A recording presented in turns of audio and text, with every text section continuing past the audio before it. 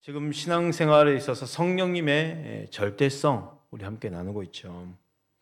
금요기도회마다 말씀을 나누고 있는데 성령님은 반드시 이 성령 충만은 반드시 필요하다고 말씀드렸어요. 왜 그렇습니까? 약속의 말씀이기 때문에 모든 성도는 이 약속의 말씀을 붙들고 성령 충만을 사모해야 되죠. 지난주 말씀 가운데 우리가 어떻게 성령을 충만할 수 있는지 결단을 했잖아요. 다시 한번 정리를 해볼까요? 한번 따라합시다. 반드시 철저하게 회개하리라. 어떤 기도를 해야 된다고요? 회개해야 된다. 성령 충만을 받기 위해서 먼저 선행되어야 될 것은요, 반드시 철저하게 회개해야 된다는 거죠. 회개입니다. 성령을 선물로 받으려면 우선되어야 될 것은 바로 회개죠. 회개란 죄를 토하여내는 거죠. 그리고 그 죄를 깨닫고 토해냈으면 그 죄를 끊어야 진정한 회개를 할 수 있어요. 더 나아가 방향이 전환돼야 되지요. 내가 죄악으로 향했던 그 걸음을 주님께로 방향 전환. 이게 회개라는 거예요. 이게 철저하게 회개하는 거. 두 번째 따라할까요? 성령님을 인정하고 간절히 기도하리라. 성령님을 인정하고 간절히 기도하는 것. 아멘. 여러분, 성령님을 인정하시길 바랍니다. 초대교회는요, 성도들이 모여 있을 때 우리라는 말을 표현할 때 꼭 인정하는 것이 있었어요. 성령과 우리는, 성령님이 항상 계시다는 것을 인정했다는 거죠. 여러분, 우리의 모임도 마찬가지입니다. 이곳에 성령님이 계심을 믿으시길 바랍니다. 항상 성령님이 인정하는 거예요. 성령과 우리는이에요. 이곳에 성령님이 계시다는 것을 인정한다는 거죠. 그래서 초대교회 성도들은 성령님이 늘 함께 계시다는 것을 확신을 했어요. 마찬가지로 지금 이 자리에도 우리 가운데 성령님이 함께 하심을 믿으시길 바랍니다. 그리고 초대교회는 성령과 우리라고 표현하면서 항상 간절히 기도했다는 거죠. 성령 충만을 위해서 기도에 힘썼다는 거예요. 성령 충만을 사모한다면 약속의 말씀 붙들고 오직 기도에 힘쓰시길 바랍니다. 세 번째로 따라합시다. 겸손한 마음으로 간절히 말씀을 사모하리라. 말씀을 어떻게 한다고요? 사모하는 거예요. 로마 백부장 고넬료가 베드로 앞에 엎드려 절했다고 그랬습니다. 그는 베드로 앞에 엎드린 게 아니고 사실 누구에게 엎드린 겁니까?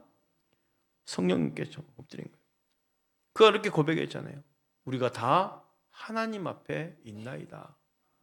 하나님 앞에 있나이다. 왜 하나님 앞에 있나이다 그랬을까요? 하나님 베드로를 요청했잖아요.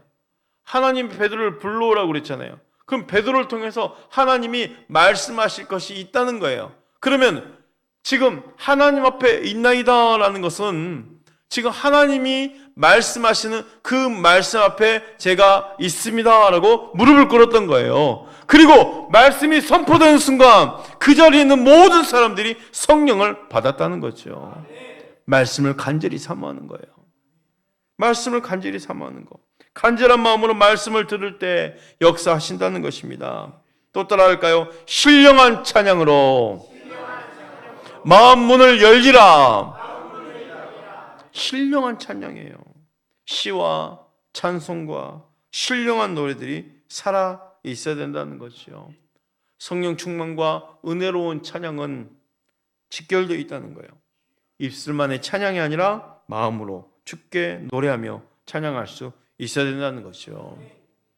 그렇게 간절히 회개하며 기도하며 말씀 가운데 찬양 가운데 성령님이 임재하셨는데 더 중요한 사건이 있었죠. 뭡니까? 성령님이 역사하시는 그 현장에 있어야 된다는 거였어요. 많은 성도들이 초대교회에 있었지만 오순절 마가 다락방에 모여 기도하는 그 장소에 성령님이 임했다는 거죠. 여러분, 당시 똑같은 신앙생활을 했더라도 그날 그 자리에 없었다면 그 시간은 성령을 받지 못했던 거예요. 오늘도 이 원리는 동일합니다. 오늘도 성령님은 간절한 마음으로 사모하며 기도하는 자들에게 역사하심을 믿으시길 바랍니다. 기도하는 자리, 말씀 있는 자리, 전도하는 자리에 늘 함께 하시길 바랍니다. 오늘 말씀은요, 우리 삶에서 성령 충만이라는 게 최우선 되어야 될 것, 성령 충만은 최우선적으로 되어야 될 것이라는 것을 말씀을 근거해서 확신을 다시 한번 갖고자 해요. 내 삶에서 최우선순위, 오직 성령 충만. 그러기 위해서 먼저 예수님과 성령님의 관계를 한번 살펴볼 필요가 있어요. 예수님과 성령님의 그 절대적 관계가 있거든요. 마태복음 3장 11절 말씀 한번 볼까요? 나는 너희로 회개하기 위하여 물로 세례를 베풀거니와 내 뒤에 오시는 이는 나보다 능력이 많으시니 나는 그의 신을 들기도 감당하지 못하겠노라. 그는 성령과 불로 너희에게 세례를 베푸실 것이요. 누가복음 3장 21절 22절 말씀 이어서 보겠습니다. 백성이 다 세례를 받을새 예수도 세례를 받으시고 기도하실 때 하늘이 열리며 성령이 비둘기 같은 형체로 그의 위에 강림하시더니 하늘로부터 소리가 나기를 너는 내 사랑하는 아들이라 내가 너를 기뻐하노라 하시니라. 자, 예수님과 성령님의 절대적 관계예요. 뗄래야 뗄 수 없는 관계라는 거예요. 이걸 먼저 지금 살펴보고자 하는 거죠. 마태복음 3장 11절 말씀은 세례 요한이 할 말이죠. 세례 요한은 예수님을 어떻게 표현합니까? 성령과 불로 세례를 베푸시는 분으로 선포하셨어요.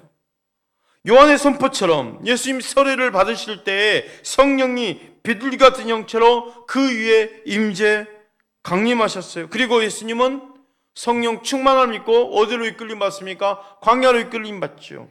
그리고 금식하시고 또 성령의 충만함을 입고 어디로 들어가셔요? 갈릴리로 돌아가셨어요.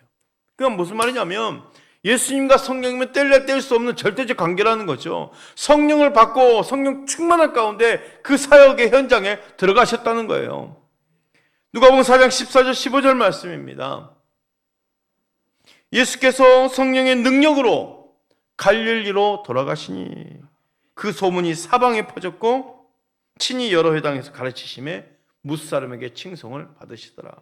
14절 다시 한번 띄워주세요. 예수께서 성령의 능력으로 갈릴리에 돌아가시니, 그러니까 성령을 받고 갈릴리로 사역하기에 이제 들어가셨다는 거지요. 그의 첫 사역도 성령 충만입니다. 예수님이 귀신을 쫓아내실 때에도 성령을 힘입어 귀신을 쫓아내셨어요. 마태복음 12장 28절 말씀이에요. 그러나 내가 하나님의 성령을 힘입어 귀신을 쫓아내는 것이면 하나님의 나라가 이미 너에게 임하였느니라. 하나님 나라가 이미 너에게 임했다는 거예요. 어떤 증거로? 성령의 능력으로 내가 귀신을 쫓아내는 것이 확실하다면 성령의 능력으로 귀신을 쫓아내셨어요. 예수님의 사역에서 성령의 도우심이 절대적이었다는 거죠. 예수님의 십자가도 성령으로 말미암아 지셨다고 이미 말씀드린 바 있습니다. 육신을 입은 예수님께서 성령님의 역사가 절대적이었다는 거죠. 예수님의 사역에 성령님의 도우심이 절대적이라면 오늘 나의 사역에도 성령님의 도우심이 절대적임을 믿으시길 바랍니다. 예수님이 이 땅에서의 마지막 명령도 성령이었어요. 요한복음 20장 21절 22절 말씀. 예수께서 또 이르시되 너희에게 평강이 있을지어다. 아버지께서 나를 보내신 것 같이 나도 너희를 보내노라. 이 말씀을 하시고 그들을 향하사 숨을 내쉬며 이르시되 성령을 받으라. 예수님 부활하신 후에 제자들에게 나타나서 가장 먼저 하신 말이 평강이 있을지어다 하세요. 평강이 있을지어다. 가장 먼저 하신 말씀, 부활하신 후에. 그리고 나서 하신 말씀이, 따라합시다, 성령을 받으라. 여러분, 예수님 부활하시고 나서 얼마나 제자들에게 가장 중요한 말 하고 싶지 않았겠어요? 그렇잖아요. 그 십자가를 다 짊어지시고 다 이루신 주님께서 이제 곧 하늘로 승천하실 건데 이 땅에 남겨질 제자들에게 하실 말 해보시라고 한다면 가장 중요한 말 한마디 하겠죠. 근데 주님은 제자들 만나자마자 그 첫 마디가 평강이 있을지어다예요. 그러고 나서 숨을 내쉬며 성령을 받아라 했어요. 여러분, 평강과 성령님의 관계가 예수님이 하신 말씀을 통해서도 알 수 있죠. 평강을 누리려면 힘이 있어야 되는 거예요. 평강을 누리려면 힘이 있어야 되는 거예요. 우리가 평안을 사모하면서 평강하기를 원하는데 성령 받기를 원하지 않는다면 평강할 수가 없습니다. 권능을 입을 수 있는 자가 평강을 누릴 수 있는 거예요. 그러니 사방의 평강을 누리려면 성령의 능력이 필요하다는 것입니다. 여러분, 정말 성령 충만하면 평안할 수 있다는 것을 확신하십니까? 사방의 평안을 위해서도 성령 충만을 사모하시길 바랍니다. 누가복음 24장 49절 말씀 볼까요? 볼지어다 내가 내 아버지께서 약속하신 것을 너에게 보내리니 너희는 위로부터 능력으로 입혀질 때까지 이 성에 머물라 하시니. 하나님 아버지께서 약속하신 것은 보혜사 성령님을 보내신다는 것이에요. 이 말씀을 근거로 성령이 임하면 하늘로부터 능력이 입혀진다는 것을 믿으시길 바랍니다. 위로부터 능력이 입혀질 때까지라고 말하고 있잖아요. 또 다른 예수님의 마지막 명령을 볼까요? 사도행전 1장 4절 5절 말씀이에요. 사도와 함께 모이사 그들에게 분부하여 이르시되 예루살렘을 떠나지 말고 내게서 들은 바 아버지께서 약속하신 것을 기다리라. 요한은 물로 세례를 베풀었으나 너희는 몇 날이 못되어 성령으로 세례를 받으리라 하셨느니라. 8절 말씀 우리 함께 읽어볼까요? 시작. 오직 성령이 너에게 임하시면 너희가 권능을 받고 예루살렘과 온 유대와 사마리아와 땅끝까지 이르러 내 증인이 되리라 하시니라. 아멘. 지금 성령님은, 성령 충만은 내 삶의 최우선순위라고 말씀드렸잖아요. 최우선순위라고 말씀드렸어요. 최우선순위를 지금 알기 위해서 예수님과 성령님의 관계, 그 절대적 관계를 먼저 보고 있어요. 예수님과 성령님 뗄 수 없는 관계라고 그랬습니다. 요한이 고백할 때 나는 물로 세례를 베풀지만 내 뒤에 오신 예수님은 물과 성령으로 세례를 베푼다고 그랬잖아요. 그럼 보세요. 이 성령의 사역 가운데 그 성령님이 지금 충만한 가운데 예수님은 갈릴리 사역을 시작하셨어요. 귀신을 내쫓을 때도 성령의 충만함이 필요했습니다. 십자가를 지실 때도 성령님이 감당하셨습니다. 성령님의 도우심이 절대였다는 거죠. 그 예수님께서 이 땅에서 마지막 제자들에게 하신 말씀도 성령 받으라였어요. 그리고 누가복음 24장에도 위로부터 능력이 입혀질 때까지 이곳에 머물러 하셨어요. 성령을 받으라는 거죠. 또 사도행전 1장 4절 5절 그리고 8절 말씀 오직 성령이 너에게 임하시면 너희가 권능을 받고 해요. 성령을 받으라는 거죠. 이 명령어입니다. 여러분, 예수의 마지막 명령도 성령이었어요. 제자들은 성령을 기다려 이 말씀 가운데 약속하신 성령은 몇 날 못되어 임하신다 이 말씀을 믿고 기도했던 거죠. 성령이 임하면 제일 먼저 나타나는 현상은 권능입니다. 권능. 성경을 근거로 예수의 마지막 명령, 성령 충만임을 잊지 마시길 바랍니다.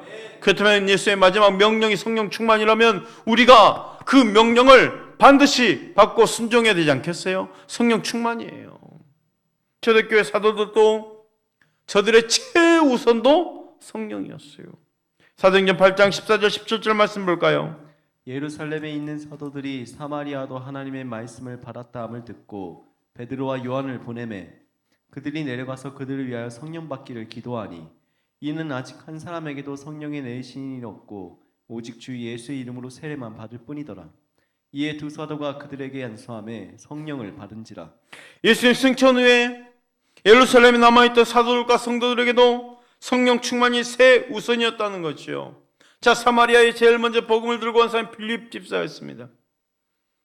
저 사마리아 땅 어느 누구도 지금 유대인들이 상종하지 않은 그곳에 빌립 집사님이 그곳에 복음을 들고 들어간 거예요. 그런데 빌립 집사가 복음을 전했는데 사마리아 사람들이 말씀을 받은 거예요. 그 소식이 예루살렘 교회에 전해졌어요. 예루살렘 교회에 그 지도자들이 모여있어.